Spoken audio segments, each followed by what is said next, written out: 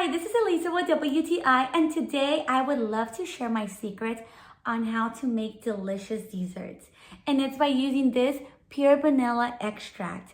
I use this on everything I bake.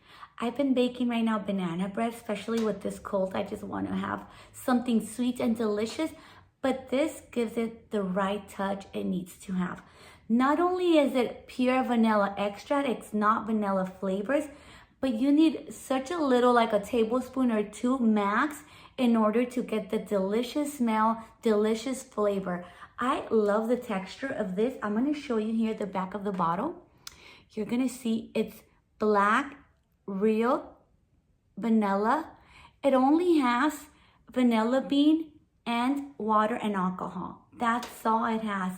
I love buying this 16 ounces because it'll last for a long time. This is something you must use if you're gonna bake. I use it even for my coffee, even if it's not baked, and I use it for my ice cream that I put in my food processor. It's so good, so real. It's quality, pure vanilla. I love it. I highly recommend it, and that is my point of view.